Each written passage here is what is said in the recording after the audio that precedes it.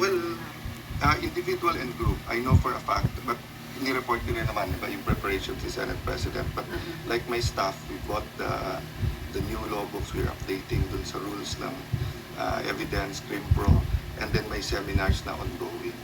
Yun naman ang lamang ng 12 na hindi re-electionista. Diba? Kasi nga, diba?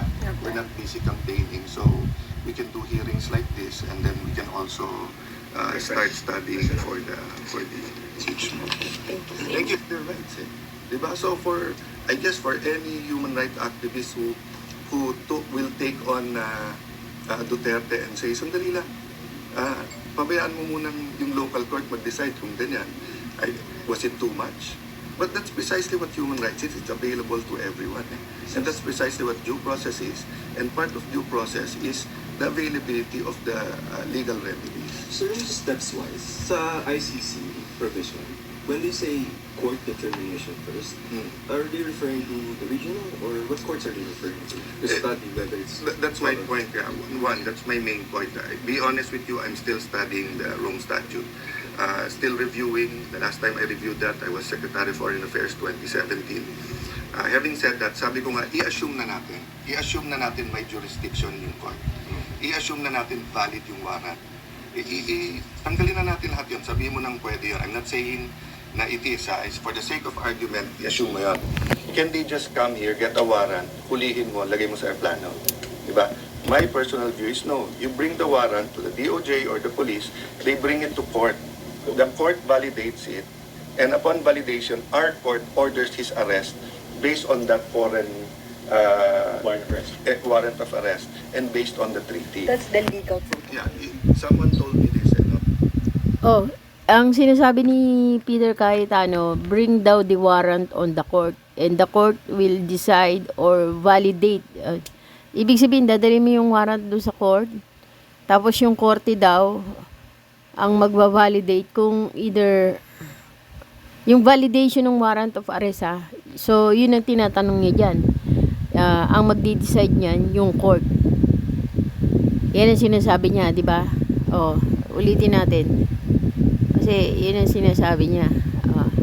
Friend, sabi niya, Sen, di ba kung may divorce ka galing sa US or Europe, hindi automatic sa Pilipinas, dadalhin mo sa... Oh, yan o. Tingnan na. When they say court determination first, are they referring to the regional or what courts are they referring to? To study whether it's... That's my point, yeah. One, that's my main point. Be honest with you, I'm still studying the Rome Statute. Still reviewing. The last time I reviewed that, I was Secretary of Foreign Affairs 2017. Having said that, sabi ko nga, i-assume na natin may jurisdiction yung court. I-assume na natin valid yung warrant. Tanggalin na natin lahat yun. Sabihin mo nang pwede yun. I'm not saying na it is. For the sake of argument, i-assume mo yun. Can they just come here, get a warrant, hulihin mo, lagay mo sa aeroplano? Diba? My personal view is no. You bring the warrant to the DOJ or the police, they bring it to court.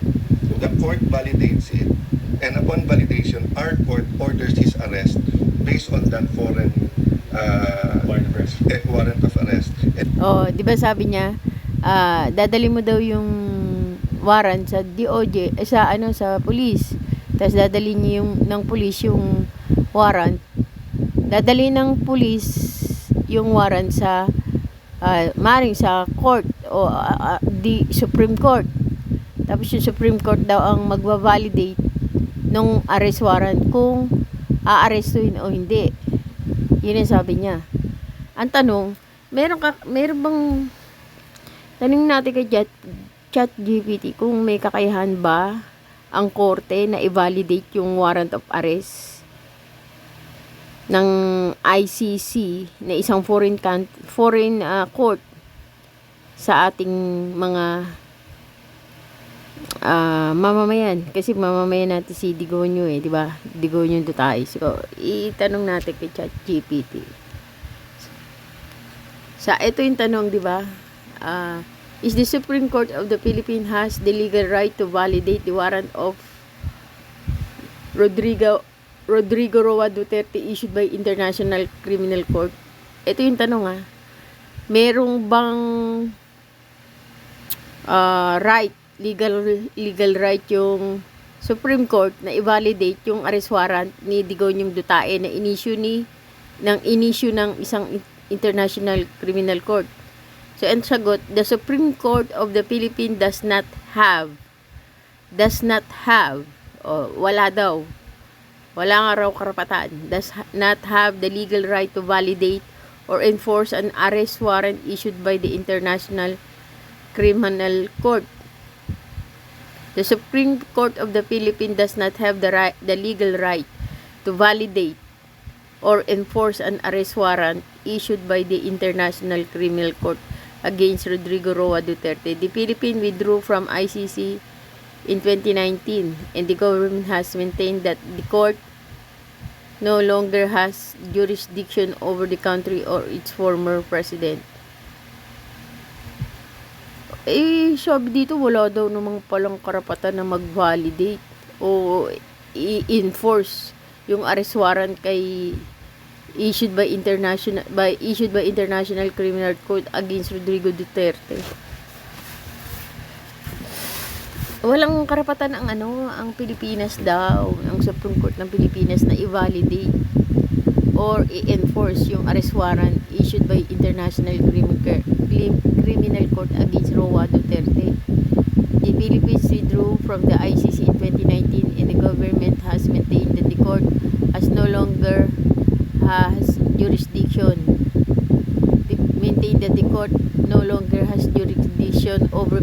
Over the country or its former president. However, legal experts argue that ICC still has jurisdiction over alleged crime committed while the Philippines was a member before March 17, 2019. Ang hinahabol pala ng ICC sa atin yung panahon na before March 17, 2019. So, bago sumapit yung March 17, 2019, pababa. O yun, ang hinahabol nila. If the ICC issue a warrant, it would be up to the Philippine government, law enforcement, and possibly the Supreme Court through relevant cases to determine whether it will cooperate. So, ibig sabihin, March 17, 2019 pataas, wala na tayo sa ICC. March 17, 2019 pababa, nasa ICC pa tayo. So, yung bracket diyan, yung bracket o boundary diyan, yung March 17, 2019. Yun ang boundary. If the ICC issue a warrant, sabi ganun. So, yung kapag nag-issue daw ng warrant yung ICC, it would be up to the Philippine government. O, depende daw na raw yung sa gobyerno ng Pilipinas, o sa law enforcement, or possibly the Supreme Court. Depende yung sa Supreme Court through relevant cases to determine whether it will cooperate o kung makikipag-cooperate. Given the current political stance, it is unlikely that the Philippine authority will enforce such a warrant without significant legal and political development. Kasi ang nangyayari ngayon, di ba? Kahit sino naman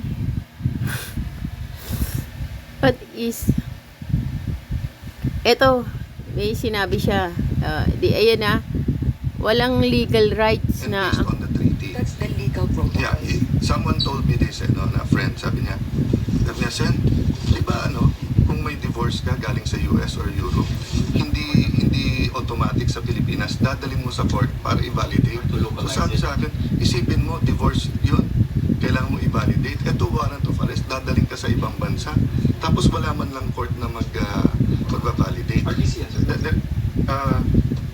I'm not that sure, but kaya ko sinagot that way kasi meron nag-interpret na ang validation daw is that there is a warrant, that the person being arrested is he is, who he is, etc. So ang stand nila, the police did that.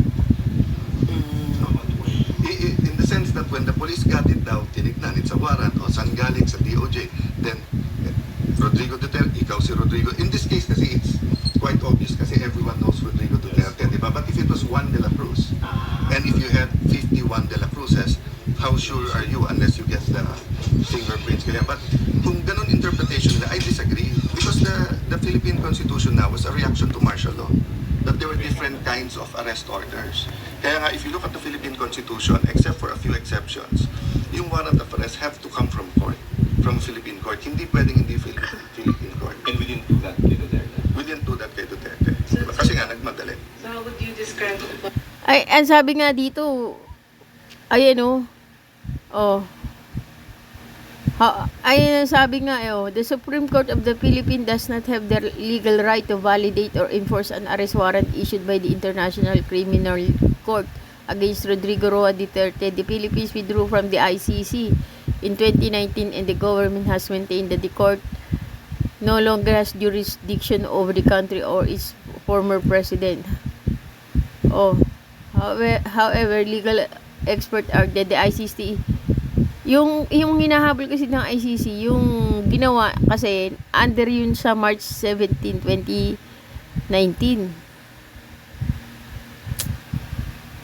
Diba? what happened? Arbitrary? No, I don't want to be political.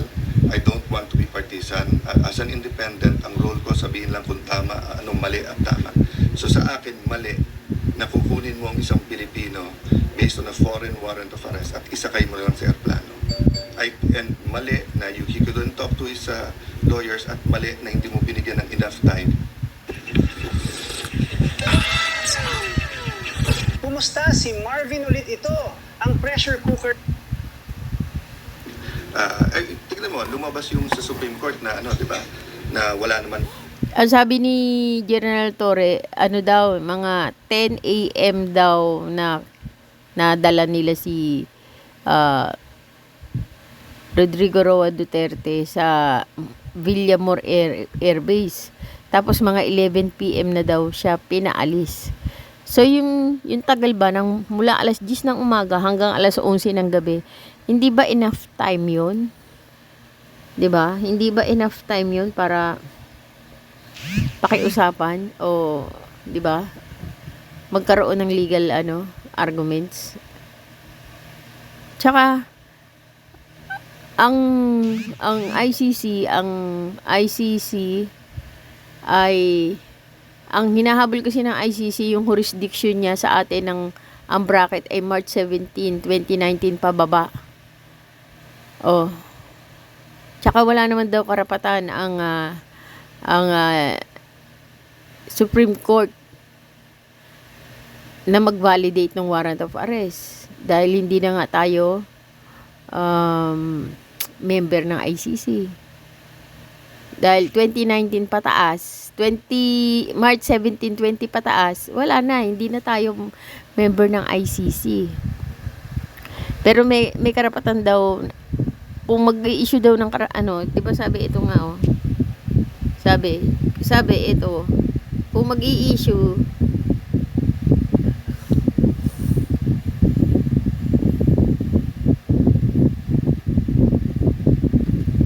ito kasi sabi kung itong March 17, 20, if the ICC issue a warrant, it would be up to the Philippine government, law enforcement, and possibly the Supreme Court to determine whether it will cooperate.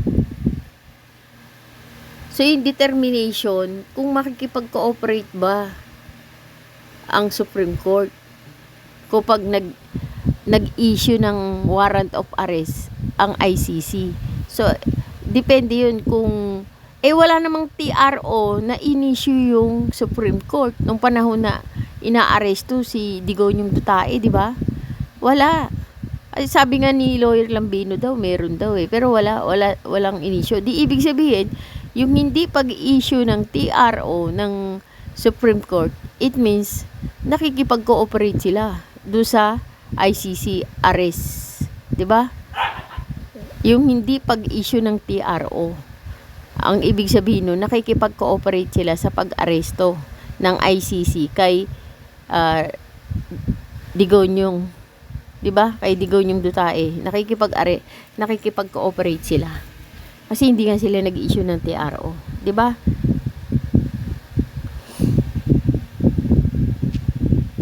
Yun ang sagot diyan. TRO. So imagine if they waited to the next day at lumabas sa Supreme Court na walang TRO, di ba? So at least half of the lawyers now would disagree with me. Di ba? I mean, they might disagree with me now, pero tingin ko lamang ako sa argument. Hindi nyo man lang hinintay. Di ba? So, ang may fault, both the government and ICC. Ang sabi naman kasi, ang instruction naman daw kay General Torre ay, di ba, ang sabi, lang daw, kailangan daw 2.5 hours. Yung time, dapat daw, sabi niya, 10:30 daw, dapat naisakay na ganito. Tapos, ang parang pinapalabas naman ni General Torre doon na pagkakasakay, kailangan dalhin na agad sa Hague. Mabilisan nga Yun nga ang instruction daw nung warrant of arrest na yun Kailangan mabilisan. Sino nagbigay ng instruction na mabilisan ang pagsakay at pagdala sa Hague? Sino ba yung nag-instruct? Sino ba yung nagbigay ng alituntunin kay General Torre na kailangan dalhin nyo na agad dyan sa Hague, Netherlands? Kailangan mabilisan. Di ba yung ICC? Parang sumusunod lang naman si General Torre doon sa sa instruction ng ICC sa paghuli, sa pag-arrest kay kay Digonyong Duterte, di ba? O di ICC ang may problema diyan, ang dapat questionin. Bakit parang pinapalabas naman nito kay parang ini-implicate pa nila si PBBM. No, ICC is a passive here. They've issued warrants for President Putin. They've issued warrants for Prime Minister, di ba?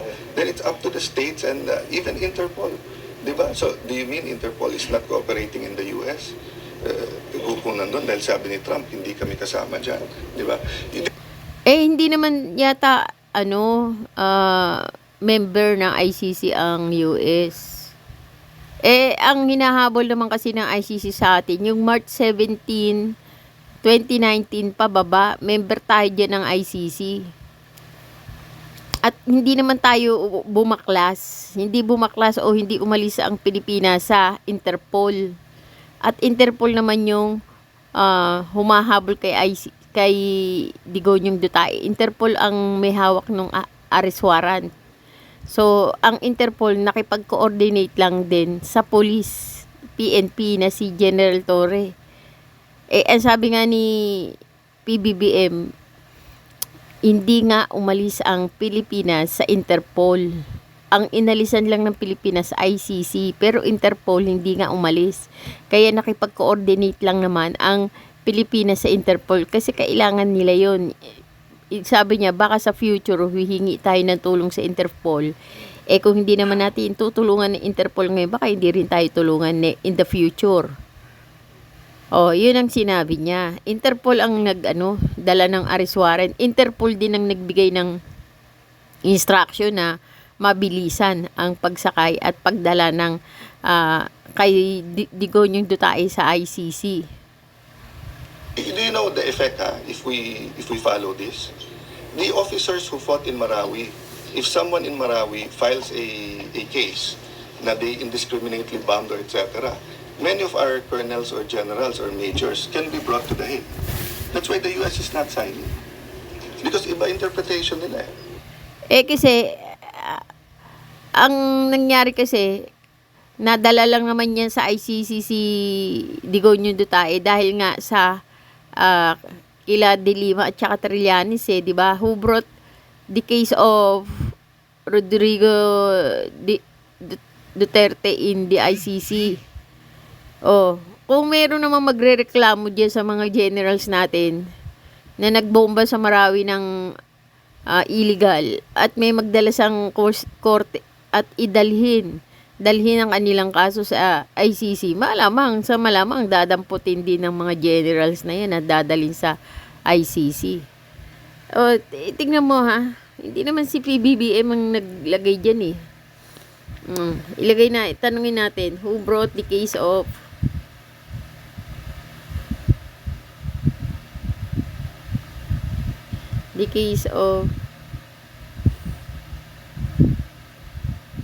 Duterte to ICC.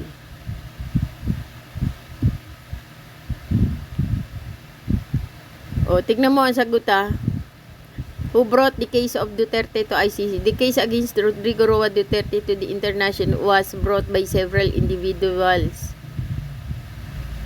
group, and primarily Jude Sabio.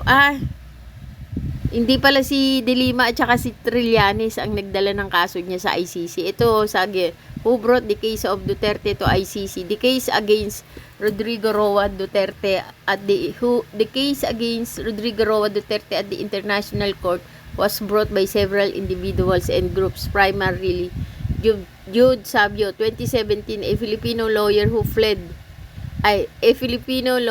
filed the first communication to the ICC accusing Duterte of crimes against humanity related to the war on drugs. Sabio later withdrew his complaint, but the ICC continued its preliminary examination. Si Jude Sabio pala ang unang nagdala. Edgar Matobato and Arturo Las Cañas. Ito yung mga tao na nagdala ng kaso. So, walang kinalaman si PBBM. Walang kinalaman kasi 2017 pa lang yan eh. Si PBBM naupo lang naman yan 2022. So, ano kinalaman ni PBBM? Bakit nila masyado nilang ini-implicate yung gobyerno ni PBBM sa arrest warrant ni Rodrigo Duterte? 'Di ba? Wala namang kinalaman eh kasi 2017 pa lang pala ikinaso na ang digonyong dutain nila Matobato, nila Jude Sabio, families of drug war victims and human rights group.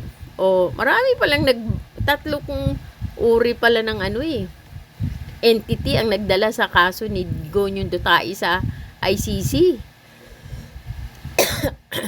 Etong si Jude Sabio, sabi, dinala niya yung kaso nag-report siya sa ICC. Inaakusahan niya si Duterte ng crimes against humanity. Pero sabi, sa bandang huli, nag-withdraw si Jude Sabio. Pero yung ICC, kahit nag-withdraw na si Jude Sabio, pinagpatuloy nila pa rin yung investigasyon. Sabi na naman dito, Edgar Matobato and Arturo Las Cañas, former members of the alleged Davao Death Squad o DDS, who submitted testimonies about extrajudicial killings linked to Duterte when he was mayor of Davao City. Yun. At yung pangatlo naman ay yung families of drug war victims and human rights group. Organizations such as Rise Up for Life and for Rights and the National Union of People's Lawyer. Ayun, National Union of People's Lawyer. Mga lawyer pala. Also submitted complaints and evidence to the ICC. Despite the Philippine withdrawal from the ICC in 2019, March 17, 2019 the court ruled that it still has jurisdiction over crimes committed while the country was a member before March 17, 2019. So yun pala ang nag-brought si Sabio, si Matobato at saka si Las Cañas, saka yung mga biktima, families of drug war victims and human rights group, yung mga National Union of People's Lawyer, NUPL. Yan pala ang nagdala ng kaso niya sa ICC. So, wala dapat na sisihan. Hindi nyo dapat sisihin si PBBM dyan. Kasi, hindi siya pasok dyan. Promise. Eto pa. Doon sa crimes against humanity, Assuming that the Supreme Court favors yung petition for habeas ni Pulong, sino yung i-compel ng SC, local, sa mga PNP, ibalik si Duterte pa rin? so what happens kasi sa habeas corpus, diba? They ask you to produce the body and then they ask you to justify bakit mo dinitain. So in this case kasi, ang sasabihin ng PNP obviously is that they had a warrant, they served it, then dun sa warrant, dalhin sa Hague, so sinakay nila sa aeroplano. So as far as factual, I think, diba, that's on record. So what's left for the Supreme Court to do, diba, is to, kasi kasama nga dun sa petition, at least yung nakita ko sa TV, diba, and to prevent the ICC. So yung decision dun. So we could say in a sense it's moot and academic dahil nandun si Presidente, but in a sense naman na there are other warrants that can come. Do we, diba, for whether it's for for Senator Bato or the others. So, do we want to be guided or hindi? Diba? So that's Kasi kung hindi, we have to review all of our treaties. Kasi what if it's another court who suddenly comes here, and then mag-people's arrest ka, eto warrant, eto, sinakay ko sa aeroplano, dinala ko doon. So, sir, in your perspective, So, ano yung sinasabi nito na writ of habeas corpus? Tanungin natin.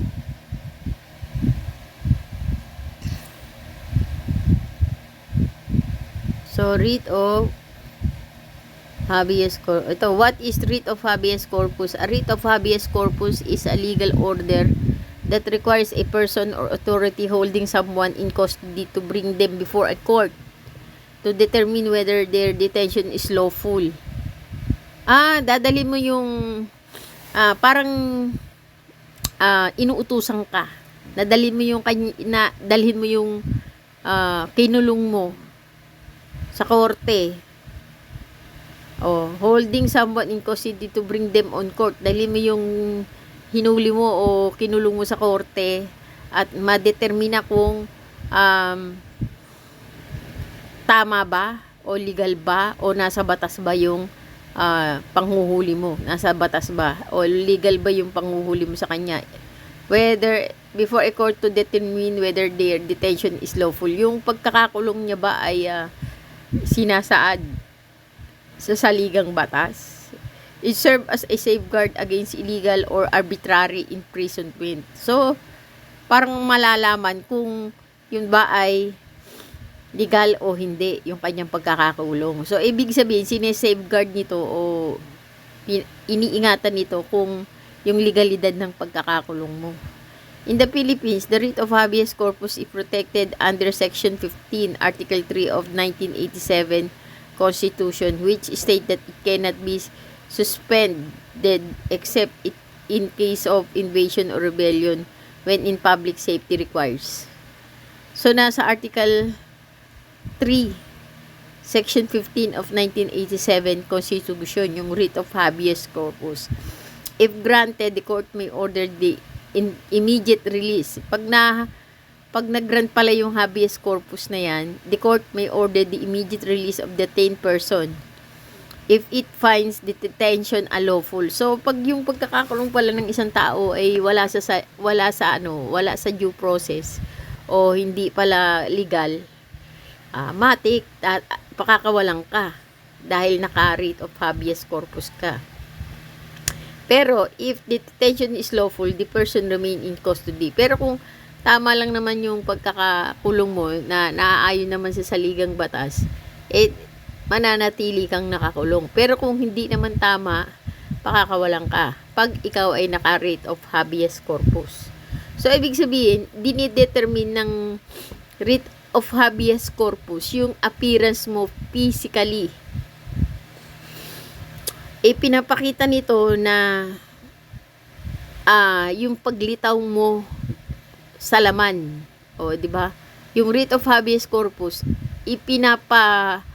ipinapatupad niya yung paglitaw mo o yung pag-iral mo sa laman. Ibig sabihin, dadaling ka sa korte ng yung physical body mo, ipapakita doon. Yung appearance mo bilang physical body, physical na tao, ipapakita doon sa korte. Pero kung hindi ka doon maipakita, walang maipakita sa iyo doon, ibig sabihin, illegal. Kasi kailangan maipakita ka ng in person o physically sa writ of habeas corpus. Kailangan maipakita ka or mapakawalan ka kung hindi naman tama yung pagkaka-detain mo. Pero kung tama lang, okay lang. I-detain ka, hindi ka pakakawalan. So, ibig sabihin, yung pinag-uusapan dito, yung physical na katawan mo.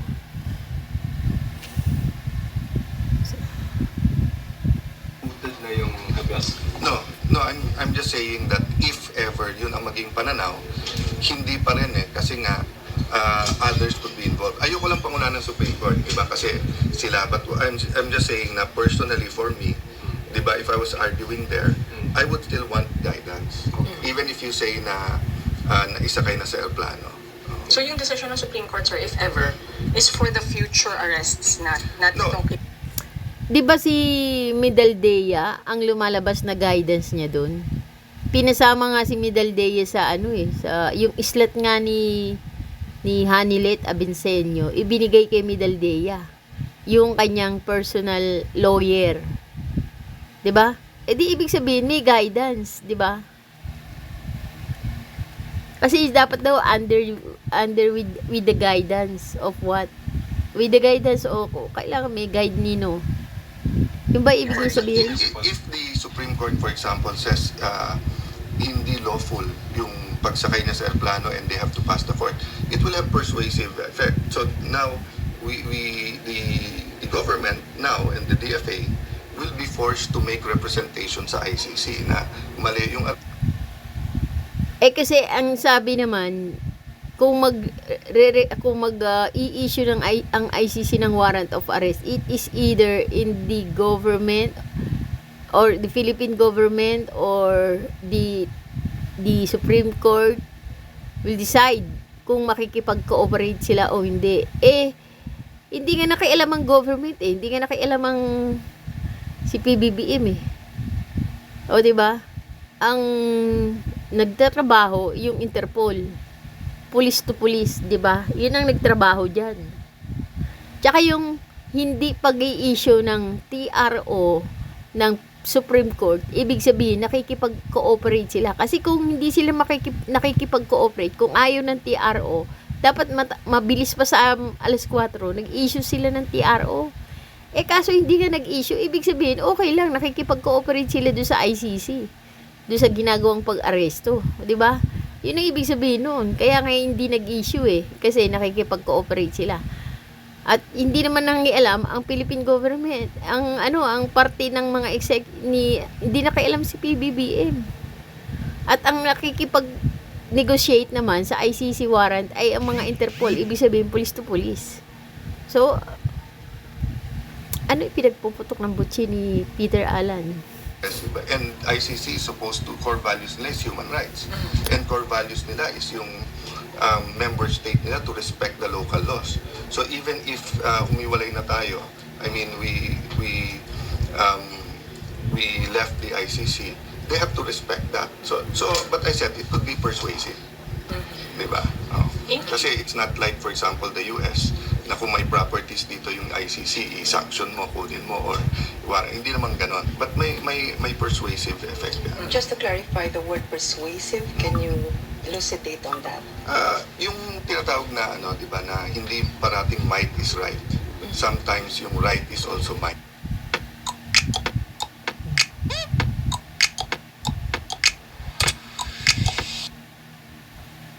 Might, di ba? So kung may Supreme Court decision, aside from President Duterte being able to plead that sa ICC, di ba, the DFA, yung member states ng ICC, we can also lobby them and say na mali, di ba? So, hindi naman ibig sabihin invalid yung warrant nyo. Ibig sabihin, dalhin nyo yung warrant nyo sa local court, let them validate, and let them... That's what I'm saying sa human rights activists, at hindi ko nila lahat, di ba? Na, di ba, Di ba kasi sabi nga lang na walang karapatan ang Supreme Court na mag-validate o mag-enforce ng ICC warrant na yan. Dahil hindi na nga tayo member. Hindi na tayo miyembro ng ICC bakit ipinagpipilitan naman ito ni Peter Allen na daw, meron daw karapatan yung ICC, yung Supreme Court na i-validate o hindi yung ICC warrant. Wala na nga karapatan kasi hindi na nga tayo miyembro ng ICC. Kasi sabi lang ni ChatGPT na walang karapatan ang Supreme Court na i-validate o i-enforce yung ICC warrant. Bakit pinagpipilitan nito na dadali mo daw yung ICC warrant sa Supreme Court tapos let the Supreme Court validate? Hindi na nga tayo miyembro ng ICC Ang gulo nitong ni Peter. Yun na Peter. nagsasabing two wrongs doesn't make a right, a wrong.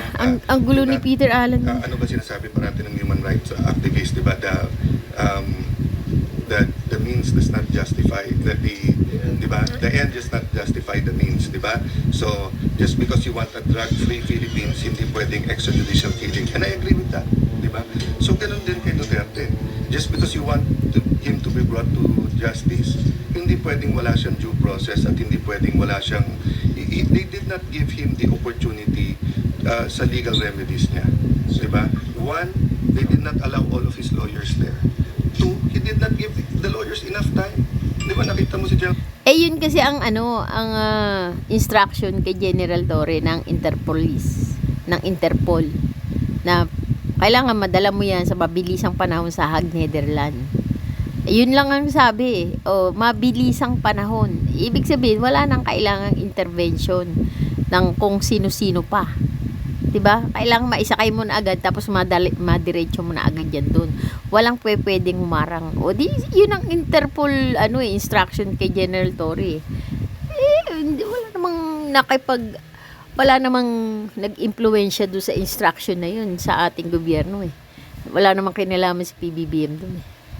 Ang gulo Oh, din. 8 o'clock na, 8:30 na, sabi nyo 8 to make the pleadings. Diba kasi the reason why the Constitution provides na may lawyer ka para the legal remedies are available to you. Unang-una, hindi pinapasok lahat ng lawyer. Secondly, nakita mo naman, hinahablot yung lawyer niya. May lawyer siya, si Middledea, nasa tabi niya nung time na yun. At hindi naman lahat pinapasok kasi yung instruction, mabilisan. Diba? Kailangan walang ahad lang, mabilisan. Kinakausap. So, assuming that his 1 or 2 lawyers who were there were enough, did we give them enough time to go to court? And third, did we give the court enough time to decide? Ang gulo nito, sinabi ngang wala ngang karapatan, legal rights ang court natin na i-validate o enforce yung ICC arrest warrant kay Digonio kasi hindi na nga tayo part ng ICC eh. Bakit kailangan pang kunin nung kanyang abogado yung arrest warrant tapos dadalhin pa sa sa Supreme Court? Walang karapatan ang Supreme Court na makialam. Sinabi na nga di ba? Gulo nito Alan Peter kaya kung bla bla bla. It's hassle, ha? I mean, if I was in the palace position, baka gusto ko rin ma-execute. But ang problema nga, that's why in-address ko yun sa human rights. Kahit ayaw nyo kay Duterte, kahit you detest Duterte, di ba? Hindi ba dapat yung due process at yung availability of legal remedies? That's why nga, ang dami nating kilalang, one was a senator, di ba? That's why Ang due process na sinasabi nito, yung pagdadala pa lang kay Digonio Duterte, hindi nga magkakaroon ng pakialam ang gobyerno ng PBBM dyan dahil hindi na nga tayo under ng ICC. Ang nagtrabaho dyan, police, international police. Ang nakipag-coordinate dyan, si PNP chief. Diba? General Torre. PNP, police to police nga. Ang gulo na. hanga ako kay Rene Saguisa. He took on so many cases where no one would take on that kasi talagang karumal-dumal yung crime, ang baho ng tanggapin yung kaso. Sumausa na rin talaga. Anong theory niyo? What happened to the bridge? Dami pang ang daming patutsada Rene Saguisa, layo na kung ano-ano sinasabi. I'll not have a theory. I'll based on the facts talaga. Diba? Thank you, sir. But I mean, kasi yung theory, di ba? But obviously, di ba? Obviously, something grave went wrong. And, and after seeing yung report ni Jessica, so it's not one bridge. So, and I don't have any confidence dun sa explanation na binigay ng DPWH that other bridges are safe. Iba na yung sinasabi nito. That's why I'm just saying it now because I don't want people to panic. And Ganda rin naman. Other topics. Sanctuary daw, si Bono, what was your comment? Na she will seek sanctuary for as long as the Senate can give it to him. I'm hoping that by the time maglabas ang ICC, if and when maglabas, there will be some guidance from the Supreme Court. So may petition naman for the writ of habeas corpus. So ibig sabihin yung sinasabi na nito kay Batopic na.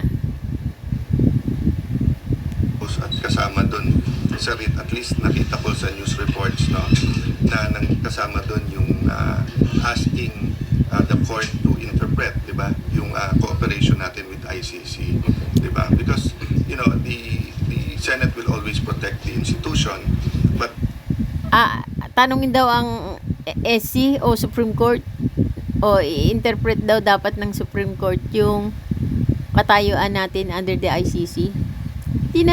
In-interpret na nga yan eh. Tanungin natin si ChatGPT. Alam ko in-interpret na yan eh. Ito, can the Supreme Court of the Philippines can interpret the stand of the Philippine involving ICC? Yes, the Supreme Court of the Philippines has the power to interpret the country's legal position regarding the International Criminal Court. As the highest judicial body, the Supreme Court can review treaties, executive action, and legal dispute. O, yung Supreme Court daw ay merong kakayahan na i-review ang treaties, executive action, and legal dispute related to international law and determine whether the Philippines has obligation to ICC despite its withdrawal. In Pangilinan vs. Cayetano 2021, the Supreme Court ruled that the withdrawal from the ICC did not remove the country's responsibility to cooperate with the ICC for crimes committed before March 17, 2019. O dito daw sa Pangilinan vs. Cayetano, yung Supreme Court daw ay ruled that the withdrawal from the ICC yung pag-alis daw ng Pilipinas sa ICC ay hindi inalis yung responsibilidad ng bansa na makipag-cooperate with the ICC for crimes committed before March 17, 2019. So, ibig sabihin, yung bracket nga ng March 17, 2019 pababa, meron talagang karapatan ang ICC na diktahan ng Pilipinas dyan, na dapat silang makipag-cooperate sa ICC. Kasi yung March 17, 2019 pababa, miyembro pa tayo dyan ng ICC. Kaya may karapatan ng ICC na diktahan ang Pilipinas na makipag-cooperate sila sa ICC kasi miyembro pa tayo dyan ng ICC. March 17, 2019 ang bracket. Yan yung pinaka-boundary.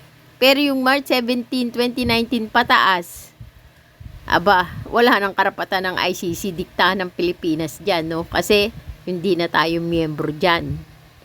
Labas na tayo ng ICC dyan. Kaya walang karapatan ng ICC sa atin, no?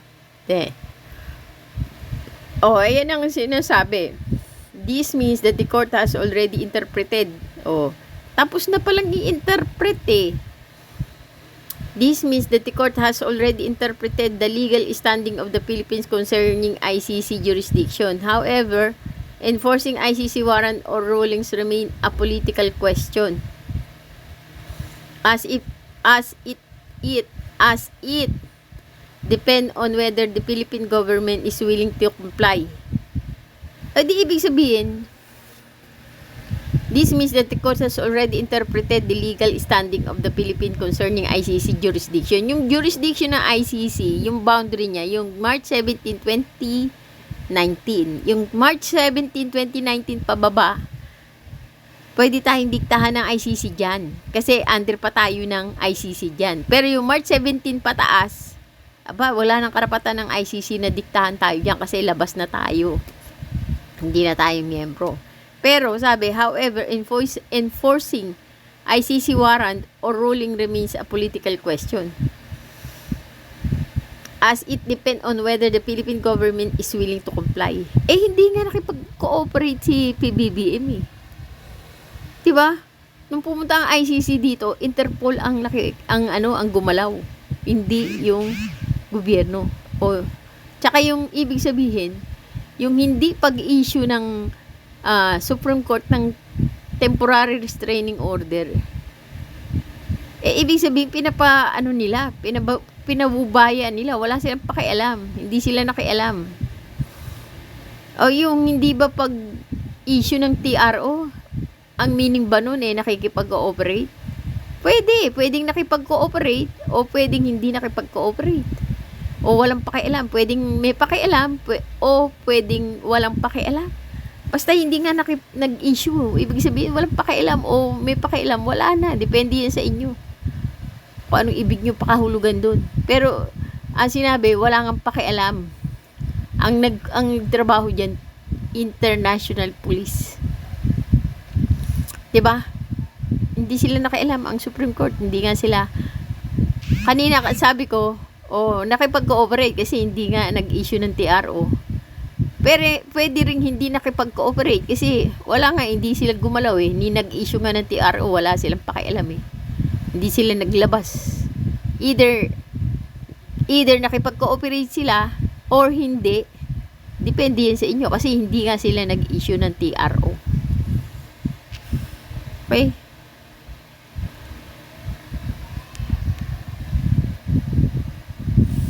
But it doesn't want a constitutional crisis. But you know naman my personal stand, I'm avoiding politics, I'm avoiding partisanship, but yung pinaka-basic is due process and being able to seek.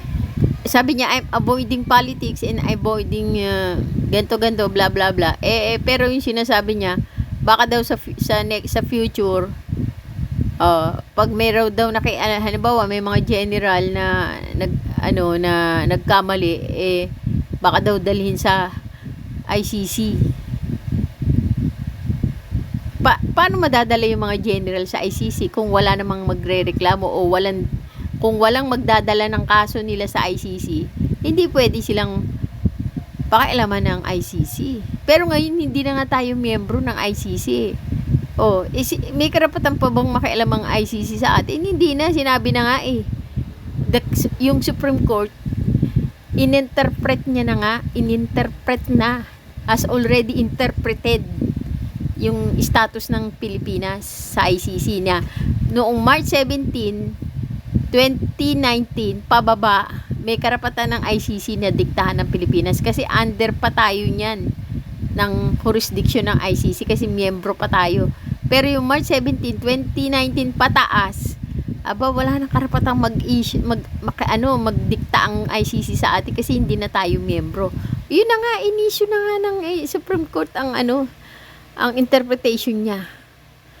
Bakit ito sinasabi para in the future, pag merong general na magkamali at idalhin yung kaso nila sa ICC, dadalhin na lang sila doon bigla sa ICC? Hindi na pwedeng makialam ang ICC sa atin kasi hindi na nga tayo miyembro. Kung halimbawa sa future may general na magkamali, hindi na sila pwede dalhin sa ICC kasi hindi na nga tayo miyembro dyan. Wala, period, tapos. Hindi na makikialam ang ICC sa atin kasi lumabas na tayo. Kaya yung sinasabi nito, na sa future daw, meron daw general na magkamali, pwede silang dalhin sa ICC. Hindi pwede, kasi labas na yun. Labas na tayo sa ICC. Wala nang jurisdiction ng ICC sa atin ngayon. Kasi yung bracket nga ay March 17, 2019 pataas, wala nang pakialam ang ICC kasi hindi na tayo miyembro ng ICC. Kaya kung in the future, kung mayroong magkamaling general, hindi pwede dalhin, hindi makikialam ang ICC sa atin kasi hindi na tayo miyembro ng ICC. Sa future, hindi na tayo miyembro.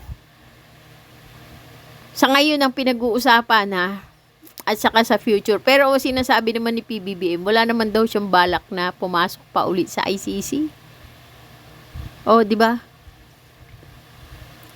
Pero lang kung mayroong susunod na presidente kay PBBM na ipapasok uli ang Pinas sa ICC.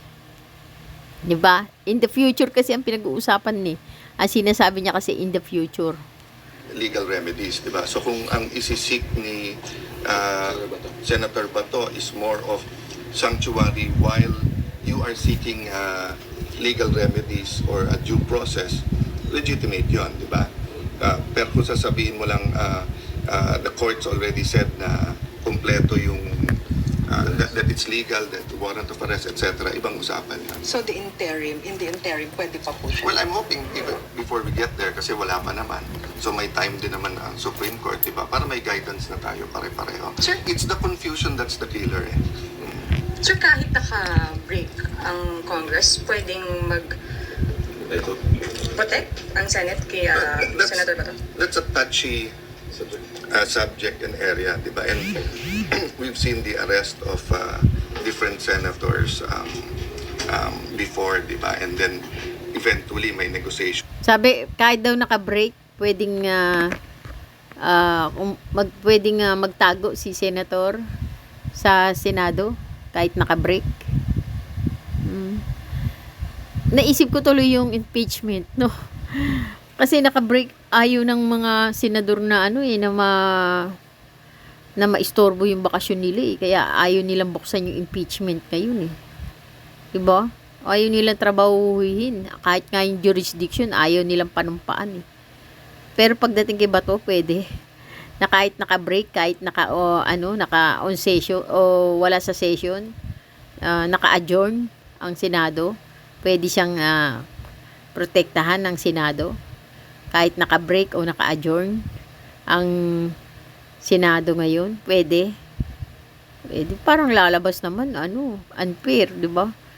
Kung yung impeachment, hindi nga ginagalaw eh. Kasi naka-adjourn at saka naka-break ang Senado. Naka-recess. Tapos ngayon, yung protection ni Bato, pwede. Parang unfair, di ba? Naisip ko tuloy yun. Opinion ko lang yun Nagtanong lang ang isip ko. Sabi ko, bakit kaya ganun? Pagdating sa protection ni Bato, naka-adjourn o naka-recess ang Senado, pwede.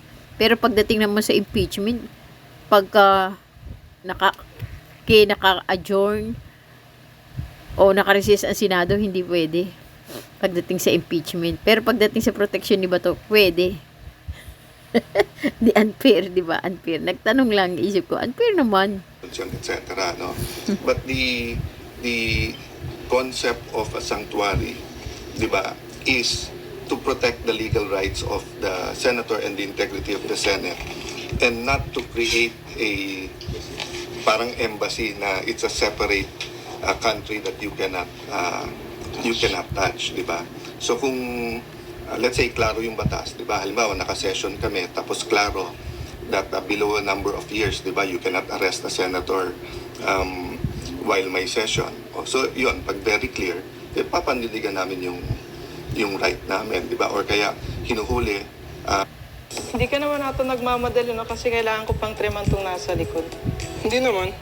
Alam mo ba na kumikita ko habang ginagawa mo yun? Paano yun? Walang warrant. So, siyempre, protektahan mo yung institution kasi pwedeng lahat, di ba? But, so, in this case kasi, yung issue talaga is, can a foreign warrant of arrest be executed, be served, at pwede mo ba isakay na lang sa aeroplano at dalhin doon yung isang Pilipino? Because in my view, Ang sabi na nga, in-interpret na nga yun ng jurisdiction, yung jurisdiction ng ICC sa atin eh. Yung March 17, 2019, pababa, may karapatan na diktahan tayo ng ICC dyan. Na pwede silang makialam, pwede silang mag-arrest. Kasi yan ay panahon na miyembro pa tayo ng ICC. Pero sa panahon na to, labas na nga tayo yung March 17, 2019 pataas. Wala nang karapatan ng ICC sa atin na makialam o magdikta na o mag-issue ng arrest warrant. Kasi hindi na nga tayo miyembro. Lumabas na tayo. Ito kasi yung sinasabi niya, future. Ang sinasabi naman ng ICC, March 17, 2019 pababa. Yun ang hinahabol ng ICC sa atin. Pero ito, future naman ang tinatapik niya. In the future. Wala nang pakialam ang ICC sa atin sa future kasi labas na tayo sa ICC. Ano pa ididikta nila sa atin? Pag nangialam pa sila, 2019 pataas, aba, illegal na yun kasi hindi na nga tayo miyembro ng ICC you have to go to a local court and they have to issue the warrant of arrest based on the foreign court's warrant of arrest. Kasi Wala kung pong precedents kasi na ganitong sitwasyon. yes. But precisely why our new constitution, which was a reaction to martial law, that there are different kinds of warrant of arrest, is quite strict. And the general rule is it's Philippine courts who can do a warrant of arrest, di ba? May mga exceptions yan. Ito na yung... Wala pa naman. So may time din naman ang Supreme Court, di ba? Para may guidance na tayo pare-pareho. Sir? It's the confusion that's the killer. Sir, kahit naka-break ang Congress, Ayan. pwedeng Ito. mag-protect ang Senate kay Senator Bato? That's a touchy subject and area. Oh, kahit daw naka-break. We've seen the arrest of Isipin mo tuloy different impeachment eh, no? senators, before, di ba? And then eventually may negotiations yan, etc. No? But the concept of a sanctuary, di ba, is to protect the legal rights of the senator and the integrity of the Senate, and not to create a parang embassy na it's a separate country that you cannot touch, di ba? So kung let's say klaro yung batas, di ba? Halimbawa naka-session kami tapos klaro that below a number of years, di ba, you cannot arrest a senator while may session. So yun, pag very clear, then papanliligan namin yung right namin, di ba? Or kaya hinuhuli walang warrant. So siyempre proprotektahan mo yung institution kasi pwedeng lahat, di ba? But so in this case kasi yung issue talaga is, can a foreign warrant of arrest be executed, be served, at pwede mo ba isakay na lang sa aeroplano at dalhin doon yung isang Pilipino? Because in my view, you have to go to a local court and they have to issue the warrant of arrest based on the... And sabi nga, wala ngang karapatan na makialam ang local court. 'Di ba? Ngayon, walang karapatan ang local court na mag-validate o mag-enforce ng ICC warrant of arrest. Sa atin ngayon, sa panahon ngayon, kasi labas na tayo nung jurisdiction ng ICC. Pero ang hinahabol nga ng ICC dito, yung March 17, 2019, pababa, kaya nilang habulin ang presidente dyan. Kasi yan ay time na, yan yung panahon na miyembro pa tayo ng ICC. Yun ang hinahabol nila dyan. Kaya, pagdating dyan, sinabi naman na it is whether, nasa gobyerno na yan kung makikipag-cooperate sila sa ICC o hindi. Hindi nga nag-issue ng TRO ang Supreme Court nung kasalukuyang hinahuli nga si Digonyong Duterte. Pero hindi naman ibig sabihin nun na nakikipag-cooperate sila o hindi sila nakikipag-cooperate. Diba? Kasi hindi nga sila nag-issue ng TRO. Wala silang pakialam. Hindi sila nakialam. Hindi sila nakialam kasi hindi nga sila nag-issue ng TRO. O nakialam sila o nakipag-cooperate sila kasi hindi nga sila nag-issue ng TRO. O hindi sila nakipag-operate kasi hindi sila nag-issue ng TRO. O nakipag-cooperate sila kasi hindi rin sila nag-issue ng TRO. Depende sa inyo. Pero yung pinag-uusapan dyan, may karapatan ng ICC na mag-issue ng arrest warrant kay Digonyong Duterte kasi under pa tayo nung panahon na yung panahon ng 2019, March 17, 2019, under pa tayo niya ng ICC. At may karapatan ng ICC na mag-issue ng arrest warrant nung panahon na yan. Ang crime against humanity, nangyari nga ng March 17, nangyari ng taon ng 2017. 2016, 2017, 2018. Yan nangyari. Diyan sa panahon na yan nangyari. Yung crimes against humanity ni Digonyong Duterte. Kaya may karapatan ang ICC na habulin siya. Kasi yan yung time na miyembro pa tayo ng ICC. Pero ngayon, kung nangyari yan ngayon, yung crimes against humanity, kung halimbawa ngayon nangyari yan, kahit sabihin na natin noong 2020, 2021, 2022, kung nangyari yan noong 2021, 2022, 2020, malabong hindi hahabulin ng ICC si Digonyong Duterte. Hindi hahabulin si Digonyong Duterte kasi labas na tayo ng ICC nung panahon na yan. Ang hinahabol dito ng ICC, yung March 17, 2019 pababa, yan yung panahon na yan, nangyari yung crimes against humanity, yung 2018, 2017, 2016, diyan nangyari yung crimes against humanity ni Digonyong Duterte. Kaya yan, under pa tayo dyan ng jurisdiction ng ICC kasi miyembro pa tayo, kaya hinahabol nila yan. Pugante yan sa kanila. Kaya may karapatan silang hulihin yan. Pero ang sabi, depende naman daw sa gobyerno ng Pilipinas kung makikipag-cooperate o hindi. Eh, hindi nga nakipag-cooperate eh. Hindi nga nakialam kasi hindi nga nag-issue ng TRO. Hindi nakialam. O paring sasabihin naman ng iba, nakialam nga eh kasi hindi nga nag-issue eh. Hinayaan lang eh. Nakipag-cooperate nga eh kasi hindi nga nag-issue eh. O hindi nakipag-cooperate kasi hindi nga nag-issue. Depende sa inyong pananaw. Yung hindi pag-i-issue ng TRO ng Supreme Court, kung ang pananaw nyo dyan, nakipag-cooperate, okay, fine. O kung sasabihin nyo, hindi nakipag-cooperate nga kasi hindi nag-issue eh. Nasa sa inyo. Basta ang sabi nga ni PBBM, hindi sila nakialam. Hindi sila nakipag-cooperate. Tapos, ito si Alan. Foreign court's warrant of arrest. Kasi Wala kung, pong presidents kasi na ganitong sitwasyon. yes. But precisely why our new constitution, which was a reaction to martial law, that there are different kinds of warrant of arrest, is quite strict. And the general rule is it's Bakit niya binibigas o paulit-ulit niya binibigas yung martial law? May martial law bang mangyayari? Bakit paulit-ulit niya binibigas yung martial law? Ano martial law? Bakit may martial law ba? May mangyayari ba sa future na martial law? in courts who can do a warrant of arrest, di ba? May mga exceptions yan, whether it be warrantless arrest or for example sa immigration, di ba? Pag pumasok and walang visa, yung mga ganon. So pag naglabas yung Supreme Court ng sa habeas corpus, may bigat pa ba yun? Kasi nandun na sa dahig si Duterte. May bigat pa ba yun? May bigat yun, and it has a legal precedent, and it will have a persuasive effect. Ang problema yung enforcement, di ba? But that shouldn't be a factor because Bakit may bigat? Hindi na nga tayo miyembro ng ICC ngayon. Kung ibabalik si Duterte, ang tanong, makikinig ba ang ICC? Hindi nga tayo miyembro na ng ICC.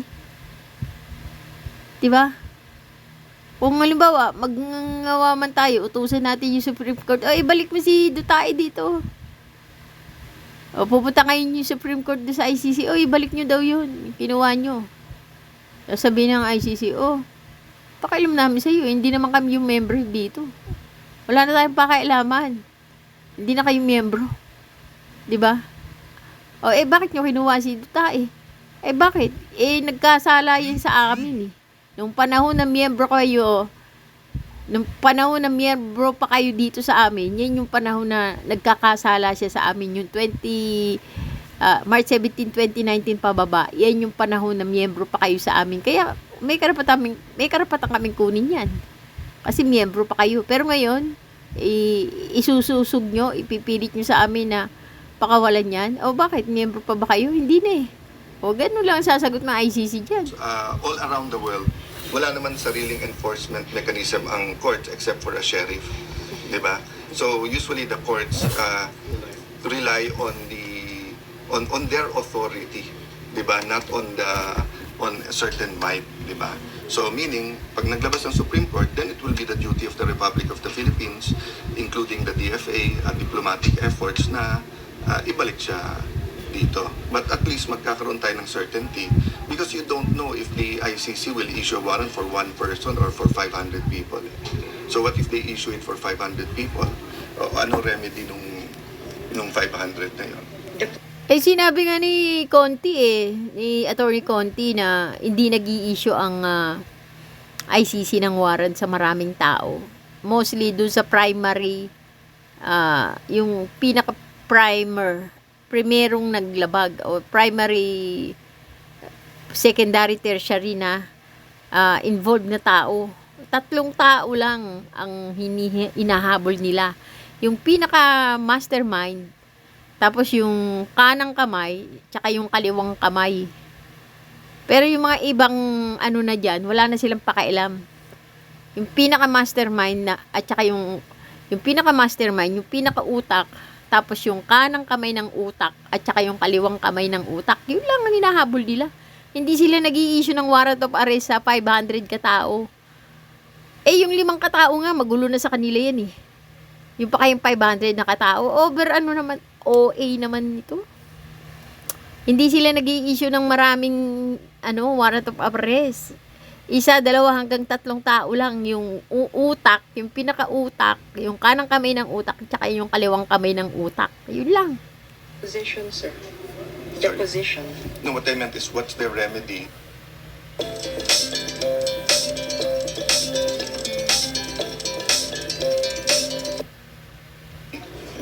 If biglang hulihin sila tapos isakay lahat sa aeroplano. Sir, yung issue ng jurisdiction ng Supreme Court over ICC, anong tingin mo? No, the jurisdiction is so the ICC is based on on our saying yes to them, our concurrence at treaty. And so ito nga problema, 'di ba? So for example,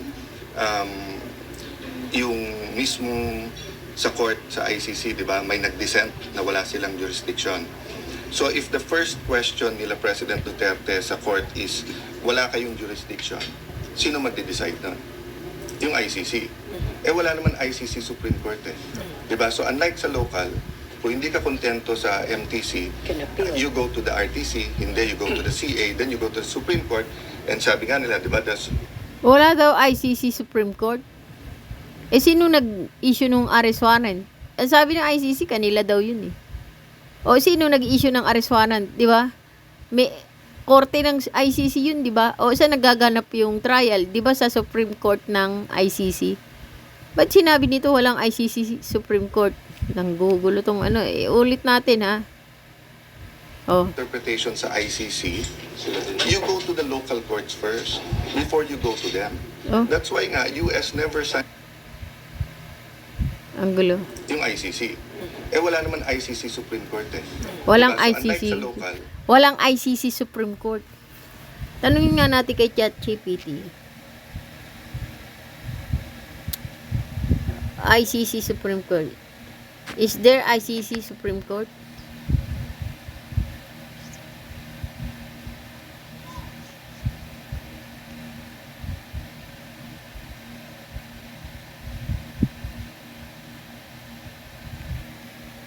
No, there is no ICC Supreme Court. The International Criminal Court is an independent international tribunal based in The Hague, Netherlands. It does not have a higher court above it. There is no ICC Supreme Court. The International Criminal Court is an independent international tribunal based in The Hague, Netherlands, and it does not have a higher court above it. However, the ICC has an internal appeal system, pre-trial chamber, review evidence and authorize investigation or arrest warrant. The trial chamber conduct trials and issue verdicts.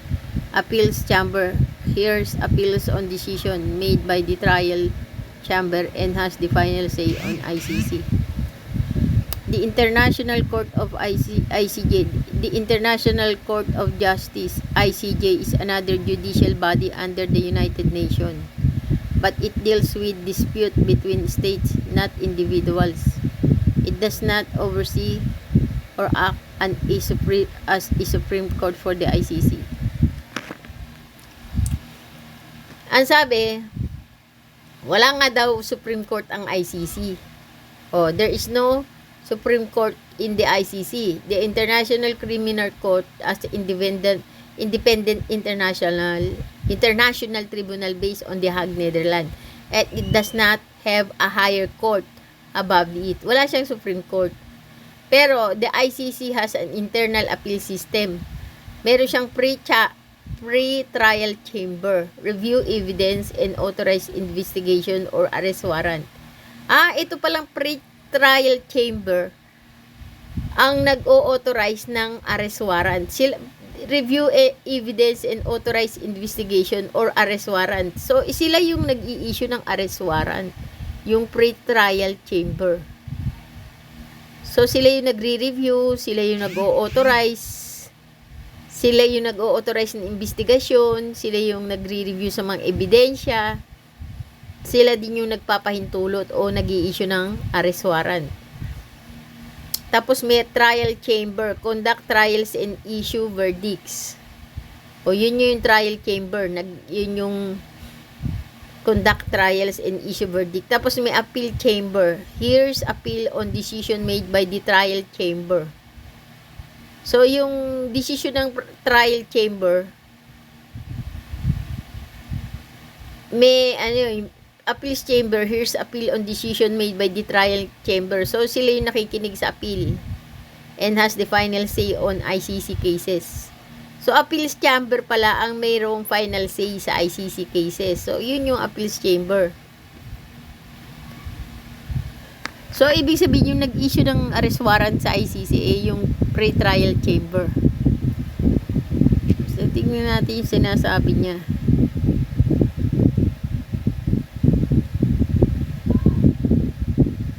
Kung hindi ka kontento sa MTC, you go to the RTC, hindi you go to the CA, then you go to the Supreme Court, and sabi nga nila, di ba, the Supreme Court is supreme, not because it's always correct, God willing, they're most of the time, or hopefully always correct, but because their decision is final. So that's why, kung may problema sa interpretation sa ICC, you go to the local courts first, before you go to them. That's why nga, US never signed.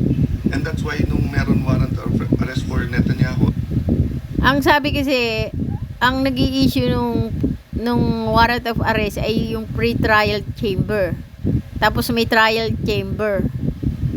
Tapos mayroong appeals chamber.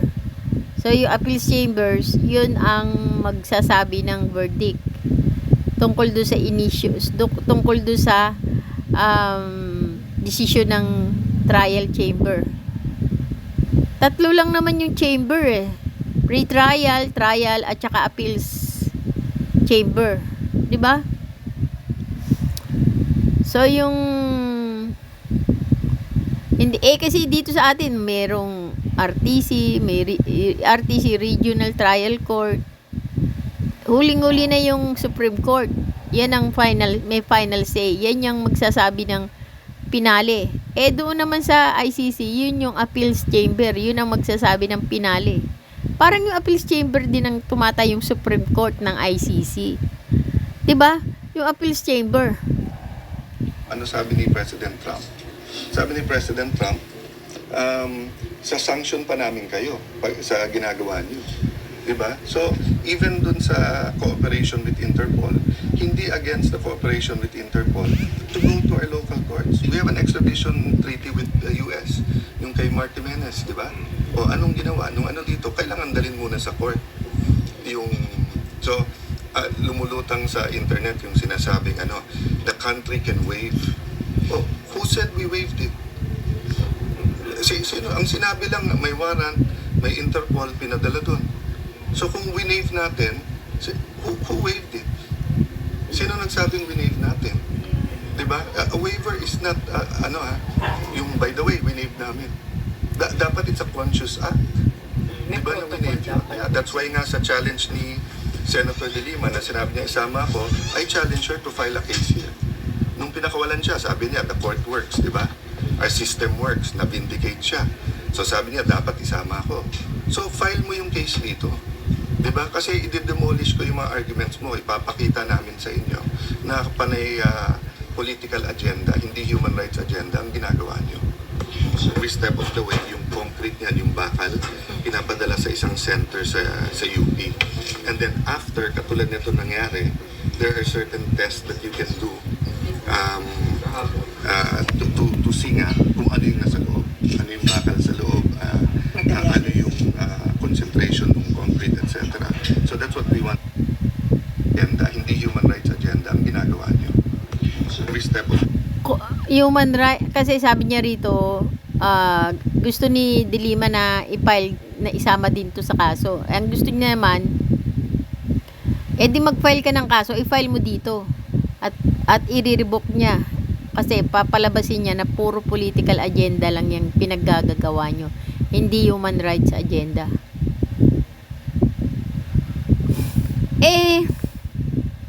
Na-prove ng Quadcom na human rights agenda yung ginagawa ni Hindi ba kasama to doon? Hindi ba kasama si Alan Peter Cayetano doon sa war on drugs ni Digonyong Dutae? Hindi ba siya kasama doon? 'Di ba? Kasi ang kailangan iprueba dito ni De Lima, nasangkot to doon sa Peking EJK. 'Di ba? Kailangan na mapalabas na niya human rights agenda 'yun. Yung ikakaso niya dito kasi sabi niya political agenda lang daw 'yun. Ipoprove niya na political agenda 'yun at hindi human rights agenda. So nasa balikat ni De Lima na ma-prove niya na 'yun ay human rights agenda, hindi political agenda. Okay? 'Yun para ano mo to, para makorte mo to. Maisama niya to, kailangan ma-prove niya na human rights agenda yung ipapalabas niyang kaso. Eh, wala naman kasi, iba naman kasi ang nagdala kay, si mga, di ba yung sabi nga, isamahan ng mga people's lawyer. Yun ang nagdala ng ICC case. Yun ang nagdala ng kaso ni Digonyo sa ICC. May ano yung naging basihan, may nga, 'di ba? Tinanong na natin who put sana ba yung tanong natin? Sino yung nagdala ng kaso? Ito who brought the case of Duterte to ICC? Sabi, Jude Sabio, 2017. A Filipino lawyer who filed the first communication to ICC accusing Duterte of crimes against humanity related to the war on drugs. Ngayon, kung maididikit ni De Lima yan si Peter Allen Cayetano do sa crimes against humanity related to war on drugs, kung maididikit niya siya, pwede. Pero ang tanong, doon siya sa ICC magrereklamo, hindi na nga pwede kasi labas na tayo sa ICC, hindi na tayo miyembro ng ICC ngayon. So, hindi niya na mairereklamo yan sa ICC si Peter Allen Cayetano. Hindi niya na mairereklamo kasi labas na tayo sa ICC. Kahit maikonekta niya pa yan sa Peking War on Drugs ni Digonyo, hindi na siya pwedeng ikaso sa ICC kasi labas na tayo doon. So, ibig sabihin, dito siya ikakaso ni De Lima. Pero ang sagot niya, sasanggahin niya. Palalabasin niya na political agenda lang yan. Hindi yan human rights agenda. So, kailangan, may isang matibay na ebidensya si De Lima na mailink siya sa war on drugs, di ba? Yun ang totoo. Di ba? Ayan ang mga merong testimonies. Tapos dito ang nagreklamo pa doon sa ICC ay yung National Union of People's Lawyer, NUPL. Ngayon hindi na siya pwedeng ireklamo ni De Lima sa ICC kasi labas na tayo sa ICC ngayon. Kaya dito kailangan dalhin muna sa court yung lumulutang sa internet yung sinasabing the country can waive. Who said we waived it? Sino? Ang sinabi lang, may warrant, may Interpol, pinadala doon. So kung winave natin, who waived it? walang Sino nagsabing nag-waive. winave natin? Walang nag-waive. Diba? A waiver is not, yung by the way, winave namin. Dapat it's a conscious act. May Diba na protocol winave yun? dapat. Yeah, that's why nga sa challenge ni Senator De Lima na sinabi niya isama ako, I challenge her to file a case here. Nung pinakawalan siya, sabi niya, the court works, di ba? Our system works, na-vindicate siya. So sabi niya, dapat isama ako. So file mo yung case dito. Di ba? Kasi i-demolish ko yung mga arguments mo, ipapakita namin sa inyo na panay political agenda, hindi human rights agenda ang ginagawa niyo. So every step of the way, yung concrete niyan, yung di ba? Kailangan kung magpaplano si De Lima na ikaso to, kailangan matibay yung kanyang argumento na hindi yun political agenda, kundi human rights agenda yun. Kasi, halimbawa, kakasuhan niya to ng human rights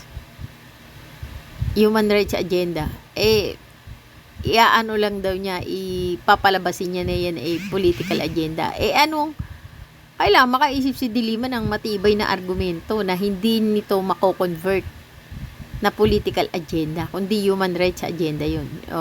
Ano ba, pwede, di kailangan i-link siya, ikabit siya doon sa Peking war on drugs ni Digonyong Duterte. Di ba? Yun lang yun eh. Bakal, pinapadala sa isang center sa UP. And then after, katulad nito nangyari, there are certain tests that you can do to see nga kung ano yung nasa loob, ano yung bakal sa loob, ano yung concentration ng concrete, etc. So that's what we want to find out at least today. Diba? So at least today, give us the timeline, the contracts and everything, and then number 2, anong investigasyon na ang ginawa nyo. So dun pa lang, if they did those tests and the test that they're supposed to do after, malalaman natin kung sincere yung kanilang efforts to investigate or medyo may cover up.